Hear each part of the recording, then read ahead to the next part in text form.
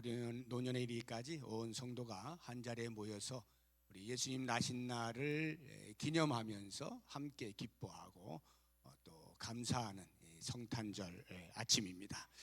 특별히 올해는 우리 교회에 할렐루야 찬양대, 시온 찬양대, 그레이스 찬양대, 아가페 찬양대 이렇게 4개의 찬양대가 있고 또 관현악부가 있는데 연합하여서 각각의 찬양대가 하나님께 찬양을 드리기도 하고 또 연합하여 드리면서 이렇게 성탄 칸타타를 준비하여서 드리는데 그 성탄 칸타타의 전체 주제가 기적으로의 초대입니다.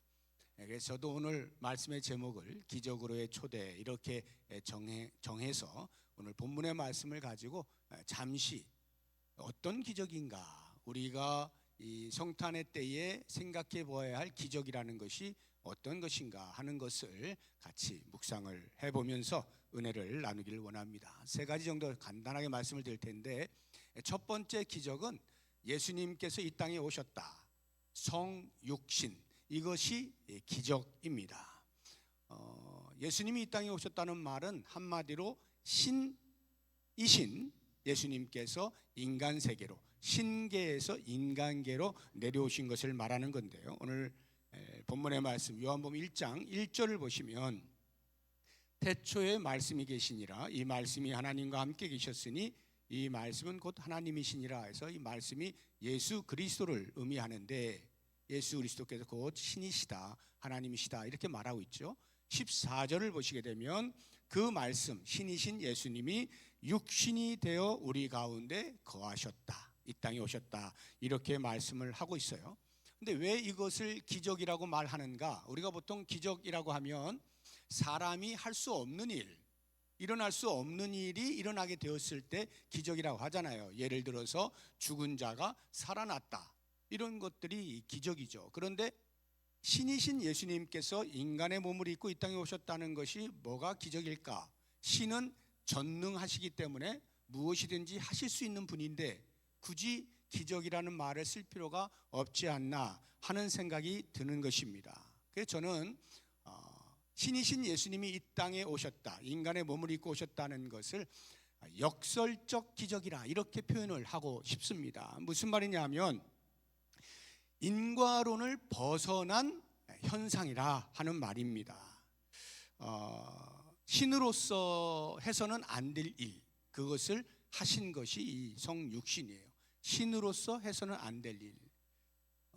보통 이제 사람으로서 할 수 없는 일이 일어날 때 기적이라고 하는데, 신으로서 해서는 안 되는데 그것을 하셨기 때문에 기적이라고 말을 하는데요. 우리 10절 11절 보시게 되면 그가 세상에 계셨으며 세상은 그로 말미암아 지은 바 되었으되, 이 이야기를 통해서 신이신 예수 그리스도가 하나님의 창조 사역에 함께 동참하신 분인 것을 알 수 있어요. 그래서 창조주이십니다. 그런데 그 창조주께서 11절 보니까 자기 땅에 오매 이렇게 돼 있어요.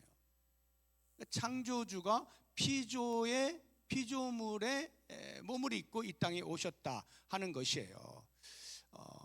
이것을 생각해 볼 때 우리는 예를 들어서 아주 쉽게 이것이 얼마만큼의 신으로서 해서는 안 될 일인가 하는 것을 알기 위해서, 만약에 누군가가 저에게 할 수가 있다라고 한다면 좀 지렁이가 돼 보십시오 라고 할 때, 제가 할 수 있는 능력이 있다 할지라도 지렁이가 되고 싶지는 않잖아요. 바퀴벌레가 돼 보십시오 하는데 제가 바퀴벌레가 되고 싶지는 않잖아요. 그래도 사람인데 사람이 어떻게 지렁이가 되고 바퀴벌레가 됩니까? 그거는 해서는 안 되는 일이죠. 자존심 상하는 일이고요. 그건 있을 수 없는 일이에요. 피조물이 피조물로 바뀌어지는 것에 대하여서도 그거는 있을 수 없지, 해서는 안 되는 일이야 라고 하는 일이 있다라고 한다면, 하물며 신이신 하나님 예수님께서 인간의 몸을 입었다, 창조주가 피조물의 몸을 입었다라고 하는 것은 결코 해서는 안 될 일이죠. 이것은 극단적 자기 비하예요. 도저히 있을 수 없는 일이 일어난 거예요. 그래서 이것이 바로 기적이라 이렇게 말씀을 드리는 것입니다. 두 번째, 무엇이 기적인가? 성육신의 목적이 기적입니다. 왜 예수님께서 이 땅에 오셨는가 하는 그 목적을 보면 이것이 기적이구나 하는 것을 알 수가 있는데요. 목적이 뭐겠어요? 오늘 본문 말씀 보니까 9절에 참빛 곧 세상에 와서 각 사람에게 비추는 빛이 있었다 할 때에 이 어두운 세상에 빛을 비추시려고 오신 거죠. 조금 더 쉽게 구체적으로 이야기하자고 하면 마태복음 1장 21절을 보시게 되면 이렇게 이야기를 하고 있습니다. 아들을 낳으리니 이름을 예수라 하라. 이는 그가 자기 백성을 그들의 죄에서 구원할 자이심이라 하니라. 예수님께서 이 땅에 오신 것은 우리 인간들의 죄를 사하시기 위하여 오신 것입니다. 오늘 말씀 가운데 12절은 이렇게 표현하고 있어요. 영접하는 자 곧 그 이름을 믿는 자들에게는 하나님의 자녀가 되는 권세를 주셨다. 죄를 사하시고 하나님의 자녀의 자리에 앉히시기 위하여 예수님께서 이 땅에 오셨단 말이죠. 창조주가 피조물에 몸을 입고 오셨다는 것이죠. 그렇다고 하면 우리 인간들을 구원하심, 이것이 왜 기적이냐 하는 것입니다. 그것이 기적인 이유는 딱 한 가지, 우리에게서 아무런 구원받을 만한 근거나 자격을 찾을 수 없는 때에 하나님께서 그리스도를 통하여서 구원해 주셨기 때문에 그것을 기적이라 표현을 하는 것입니다. 오늘 말씀 11절 보시게 되면 자기 땅에 오매 자기 백성이 영접하지 아니하였으나 이렇게 돼 있어요. 예수님을 거부했다 이 말이에요. 거부한 것으로 끝난 것이 아니죠. 요한복음 19장 15절을 보시게 되면 그들이 소리 지르되 없이 하소서 없이 하소서 그를 십자가에 못 박게 하소서. 빌라도가 이르되 내가 너희 왕을 십자가에 못 박으랴. 대제사장들이 대답하되 가이사 외에는 우리에게 왕이 없나이다 하면서 예수님을 십자가에 못 박아 죽게 만들죠. 사도들이 부활하신 주님을 만난 이후에 외칠 때 너희가 생명의 주를 죽였다 이렇게 이야기를 하는 거예요. 이러한 상황들을 사도 바울이 총체적으로 어떻게 표현을 해놓았느냐 하면 로마서 5장 10절에 보면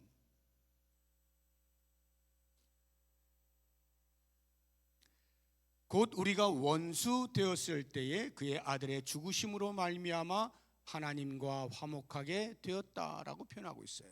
우리가 하나님과 원수 되어 있는 그 상태에서 예수님께서 우리를 구원하시기 위하여 이 땅에 오신 것, 이것은 기적이 아니고서는 표현할 수가 없는 것이죠. 아무런 근거와 자격이 없는데 도무지 측량할 수 없는 하나님의 그 사랑 하나, 그 이유 하나만으로 우리가 구원받게 되어진 이 성육신의 목적은 기적이 아니라 할 수 없는 것입니다.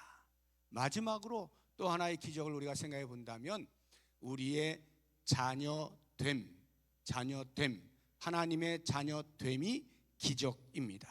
왜냐하면 아담 이후 타락한 인간의 상태는 칼빈 선생님의 말을 빌리면 전적 타락이라고 합니다. Total depravity, 전적 타락. 이 이야기는 어떠한 진리가 눈앞에 있어도 그것에 대하여 바르게 반응할 수 없는 상태를 전적 타락이라 이야기를 하는 것이에요.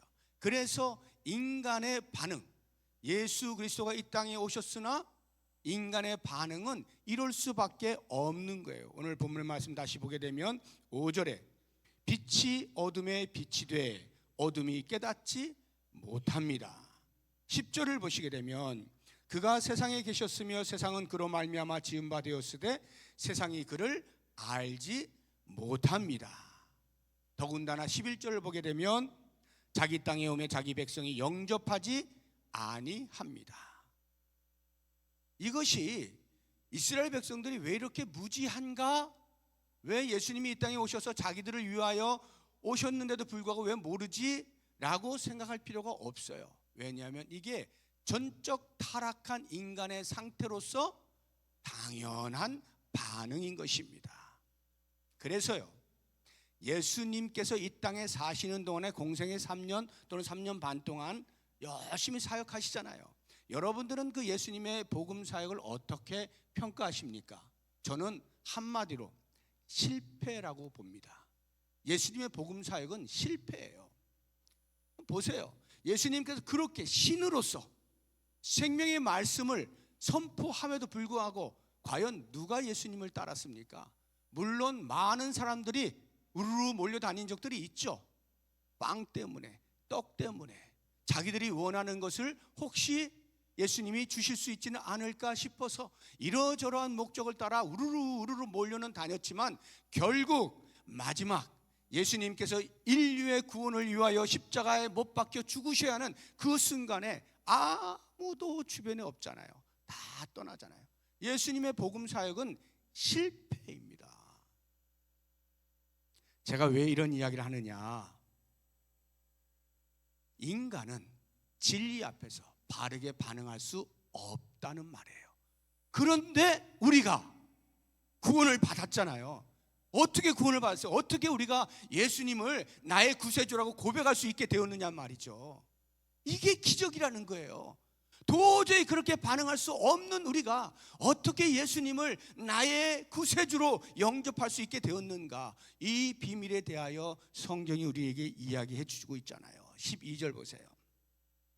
영접하는 자 곧 그 이름을 믿는 자들에게는 하나님의 자녀가 되는 권세를 주셨으니 이는 혈통으로나 육정으로나 사람의 뜻으로 나지 아니하고 오직 하나님께로부터 난 자들이니라. 하나님께서 부르신 자들의 하나여 예수 그리스도를 영접할 수 있게 되어지고 하나님의 자녀라 일컬음을 받게 된다 하는 말이에요. 그것을 사도 바울은 에베소서에서 이렇게 표현을 하고 있는 거예요. 에베소서 2장 8절을 보시게 되면 너희는 그 은혜에 의하여 믿음으로 말미암아 구원을 받았으니 이것은 너희에게서 난 것이 아니요 하나님의 선물이라. 아무런 자격도 근거도 찾을 수 없을 뿐만 아니라 오히려 하나님의 원수의 자리에 있던 우리를 오직 하나님의 측량할 수 없는 사랑으로 우리를 부르셔서 하나님의 자녀 삼아 주신 이 놀라운 일이 기적이 아니고 무엇이냐 이 말이에요.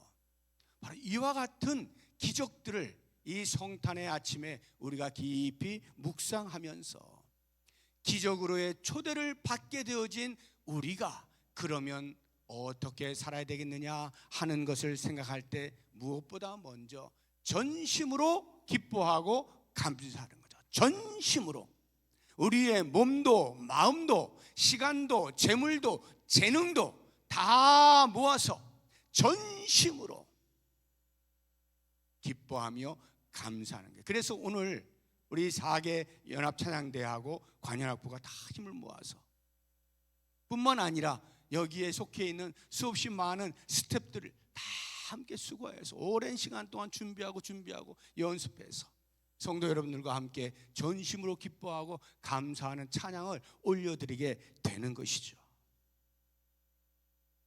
뿐만 아니라 우리는 증인의 삶을 살아야 돼요. 먼저 기적으로 초대받은 우리들이 그 증인의 삶을 사는데 예수 그리스도의 자증, 내가 곧 길이요 진리요 생명이라 말씀하신 예수 그리스도 그분을 소개하는 일을 해야 되는 거예요. 하나님의 자녀가 되는 유일한 길이 뭡니까? 오늘 말씀 12절 다시 보시게 되면 영접하는 자 곧 그 이름을 믿는 자, 예수 그리스도를 영접하여 믿는 자에게 주시는 하나님의 자녀의 권세, 이것을 외쳐야 되는 거예요. 사람들에게 알려줘야 되는 것이죠. 여기 구원받는 길이 있습니다. 여기 하나님의 자녀가 되는 길이 있습니다. 예수 그리스도께서 길이요 진리요 생명이십니다. 외치는 증인의 삶을 살아야 되는 거고요. 또 하나가 있다면 우리의 말로만이 아니라 삶으로 빛의 삶을 살아내는 겁니다. 여러분, 달이 달빛을 비출 때가 있잖아요. 그것이 달 자체가 빛이 있어서가 아니잖아요. 태양의 빛을 달 표면이 받아서 반사하는 거 아닙니까? 그런 것처럼 우리가 빛의 삶을 산다라고 할 때 우리 스스로가 빛이어서 비출 수 있는 능력이 있는 것이 아니라 참 빛이신 예수 그리스도를 먼저 영접하여 그 빛을 어두운 세상에 반사하는 삶, 이것이 우리가 어두운 세상에서 빛으로의 삶을 사는 거죠. 모쪼록 원하기는 이 기쁘고 너무나 복된 감사한 성탄의 아침에 기적으로 초대받은 우리가 먼저 위로 하나님을 향하여 영광의 찬양을 올려드리고 이 땅에서의 삶에서 증인으로서의 삶, 빛으로의 삶을 잘 살아내기로 다짐할 수 있는 복된 시간 될 수 있기를 주님의 이름으로 축복합니다. 기도하겠습니다. 하나님 아버지 감사합니다. 예수 그리스도를 이 땅에 보내신 기적으로 우리를 초대하시고 죽었던 우리들을 다시 살리시는 기적을 베푸셔서 이 놀라운 소식을 만방에 전하라고 하신 말씀을 따라서 앞으로의 우리의 모든 삶이 주를 찬양하며 증인의 삶을 살며 빛으로의 아름다운 삶을 살아낼 수 있는 복이 있게 하여 주시옵소서. 예수님의 이름으로 기도드립니다. 아멘. 이제 성탄 칸타타 시작하도록 하겠습니다.